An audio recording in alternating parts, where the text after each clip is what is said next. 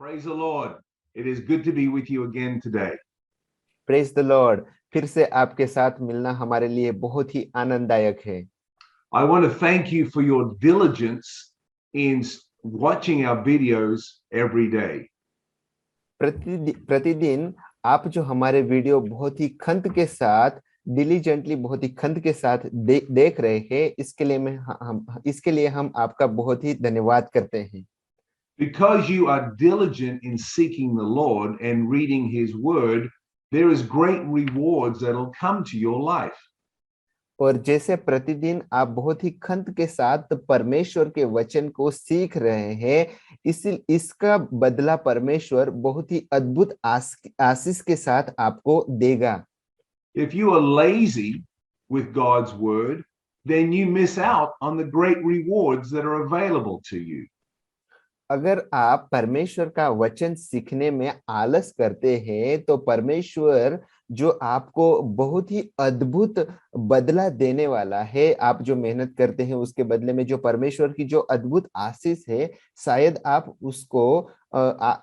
उससे अछूते रह जाओगे, आप उससे चूक जाओगे। Let me show that to you in Hebrews chapter 11 and verse 6. और ये बातें मैं आपको हिब्रू उसके 11वें अध्याय की 6ठी आयत में बताऊंगा। इब्रानियों की पुस्तक उसके 11वां अध्याय की 6ठी आयत हम पढ़ेंगे। और विश्वास बिना उसे प्रसन्न करना अनहोना है, क्योंकि परमेश्वर के पास आने वाले को विश्वास करना चाहिए कि वह है और अपने खोजने वाले को प्रतिफल देता है। आमीन। Amen. So as you daily join with us and seek the Lord, you are walking into rewards that God has for you. प्रतिदिन आप जैसे आप परमेश्वर के वचन में रहकर परमेश्वर को खोजते हो, आप परमेश्वर जो आपको आशीष देने वाले हैं, उस रास्ते में आप बने रहते हो। So I want to encourage you to not give up, but to stay with us every day. इसीलिए मैं आपको प्रोत्साहित करना चाहता हूं कि आप हियाव बांधकर प्रतिदिन परमेश्वर के वचन पढ़ने में बने रहे। And I also want to encourage you to pass these video links on to other people, to other family members and friends. और मैं आपको इस बात को लेकर भी प्रोत्साहित करना चाहता हूं कि आप ये वीडियो को अपने परिवार के अंदर, अपने दोस्तों के बीच में, अपने मित्रों के बीच में, और जो आपके पहचान में है वो सारे लोगों तक आप ये वीडियो को पहुंचाइए। We want them also to be encouraged. We want them also to receive the rewards that God has for them. और मैं चाहता हूं कि ये परमेश्वर जो प्रतिफल परमेश्वर को खोजने के द्वारा देना चाहता है, वही प्रतिफल वो सारे लोगों को भी मिले। Today we are reading Romans chapter 9 and 10. आज हम रोमियो के पत्र उसके 9वें और 10वें अध्याय को पढ़ेंगे। Paul is beginning to deal with the Jewish people and how they need to also receive the message of God's grace. और यहाँ पे पाउल जो यहूदी लोग हैं उनके साथ वो बात कर रहा है और उनको इस बात को समझा रहा है कि परमेश्वर का अनुग्रह सबके लिए है। God is speaking to the Jewish people and wanting them also to receive this message of the gospel.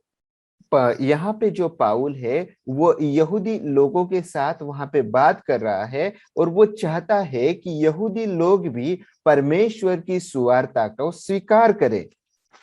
And Paul is telling the Jewish people, just because you are children of Abraham, that does not mean you are in the kingdom of God. पाउल उन लोगों को इस बात को लेकर सिखा रहे हैं कि वो इब्राहिम के संतान है, वो इब्राहिम की संतान होने की वजह से उनको परमेश्वर का राज्य मिल जाएगा, ऐसी बात नहीं है। If you do not receive the message of the gospel, you are going to miss out, even though you are children of Abraham. अगर यहूदी लोगों ने परमेश्वर की सुसमाचार का स्वीकार नहीं किया, तो वो लोग इब्राहिम के संतान होने के बावजूद वो परमेश्वर के अनुग्रह को खो देंगे। Let's read verses 6 through 8 of chapter 9. हम 9वें अध्याय का 6 से लेके 8वीं आयत तक हम पढ़ेंगे। परंतु यह नहीं कि परमेश्वर का वचन टल गया, इसलिए कि जो इस्राएल के वंश है वे सब इसराइली नहीं, और न इब्राहिम के वंश होने के कारण सब उसकी संतान ठहरे, परंतु लिखा है इसहाक ही से तेरे वंश कहलाएगा, अर्थात शरीर की संतान परमेश्वर की संतान नहीं परंतु प्रतिज्ञा की संतान वंश गिने जाते हैं। आमेन। So you are not automatically in the kingdom of God because you're a Jewish person, Paul is telling these people. पाउल वो यहूदी लोगों को इस बात को सिखा रहे हैं कि वो इब्राहिम के संतान होने के वजह से उस रीति के आधार पर वो परमेश्वर की संतान नहीं बन सकते। If you do not accept Jesus Christ as your Savior, you are going to miss out on eternal life, even though you're natural descendants of Abraham.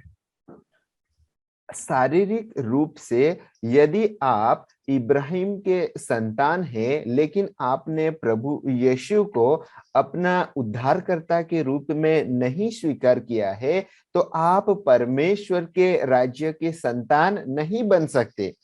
Most of the Jewish people did not receive the Messiah because they were focused on the wrong thing. बहुत सारे यहूदी लोगों ने अपनी उनका जो गलत सोचना था, इस वजह से उनकी गलत सोच के वजह से प्रभु यीशु का स्वीकार नहीं किया। They were trying to obey the law in order to become righteous before God. वो सारे लोग नियम का अनुसरण कर रहे थे ताकि वो लोग धार्मिक बने और परमेश्वर की संतान बन सके। But you cannot receive the righteousness of God by obeying the law. और नियम का पालन करने से आप परमेश्वर की धार्मिकता को नहीं पा सकते। The righteousness of God is given to us by God's grace. परमेश्वर की जो धार्मिकता है वो परमेश्वर की धार्मिकता अनुग्रह के द्वारा परमेश्वर से हमें प्राप्त हुई है। So most of the Jewish people missed out on that because they did not understand that truth. बहुत सारे यहूदी लोग ये इस बात को चूक गए क्योंकि उन लोगों ने वो सच्चाई को नहीं समझा। Let's read the first 3 verses of chapter 10. हम 10वीं आयत के पहले 3 आयत हम पढ़ेंगे। हे भाइयों, मेरे मन की अभिलाषा और उनके लिए परमेश्वर से मेरी प्रार्थना है कि वे उद्धार पाए, क्योंकि मैं उनकी गवाही देता हूं कि उनको परमेश्वर के लिए धुन रहती है, परंतु बुद्धिमानी के साथ नहीं, क्योंकि वे परमेश्वर की धार्मिकता से अनजान होकर और अपनी धार्मिकता स्थापित करने का यत्न करके परमेश्वर की धार्मिकता के अधीन न हुए। Amen. Amen. So the Amen. righteousness of God is given to us by God's grace. परमेश्वर की धार्मिकता परमेश्वर के अनुग्रह के द्वारा हमें प्राप्त हुई है। But it has to be received by faith. लेकिन ये धार्मिकता हमें विश्वास के जरिए स्वीकार करनी है। It is not received by our works. ये धार्मिकता हमारे कार्य के द्वारा हमें प्राप्त नहीं होगी। So when Christ came, the law was finished, and now we have to receive Christ by faith. जब मसीहा आया तो जो नियम था वो नियम को पूर्ण किया और अब हम प्रभु मसीहा के जरिए वो धार्मिकता को प्राप्त कर सकते हैं। Let's read verse 4. हम 4थी आयत पढ़ेंगे। क्योंकि हरेक विश्वास करने वाले के लिए धार्मिकता के निमित्त मसीही व्यवस्था का अंत है। Amen. So there is a righteousness of faith we have to receive it by the faith in our Lord Jesus Christ. अब हम देख सकते हैं कि ये जो धार्मिकता है वो हमें विश्वास से मिलती है। हमें परमेश्वर के अंदर, मसीहा के अंदर अपना विश्वास रखना है। So if you have put your faith in the Lord Jesus Christ, you are righteous. You stand before God in a righteous state. जब आपने अपना विश्वास प्रभु यीशु के अंदर रखा है, प्रभु यीशु के ऊपर रखा है, तो आप धार्मिक है। और जब आप धार्मिक है तो आप पिता परमेश्वर के सामने खड़े हो सकते हैं। Because you put your faith in him, he has given righteousness to you as a gift. आपने अपना विश्वास प्रभु यीशु के ऊपर रखा है, इसलिए प्रभु यीशु ने दान के रूप में प्रभु यीशु की धार्मिकता आपको दी है। In chapter 9, let's read verse 30 through 32. 9वें अध्याय के अंदर हम 30 से लेकर 32वीं आयत तक हम पढ़ेंगे। अतः हम क्या कहें, यह कि अन्य जातियों ने जो धार्मिकता की खोज नहीं करते थे, धार्मिकता प्राप्त की, अर्थात उस धार्मिकता को जो विश्वास से है। परंतु इस्राएली जो धर्म की व्यवस्था की खोज करते थे, उस व्यवस्था तक नहीं पहुंचे। किस लिए? इसलिए कि वे विश्वास से नहीं परंतु मानो कर्मों से उसकी खोज करते थे। उन्होंने उस ठोकर के पत्थर पर ठोकर खाई। आमीन। Amen. That is very clear for us. और ये बातें बहुत ही साफ है हमारे लिए। So I pray for you today that you would be strong in understanding that you have received the righteousness of God. It's come to you by grace and you've received it by faith.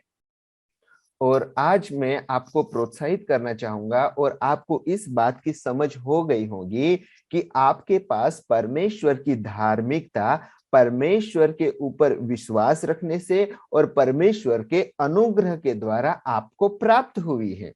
Amen. God bless you and you have a blessed day. आमीन। पिता परमेश्वर आपको आशीषित करे और आज का दिन आपके लिए आशीषमय हो।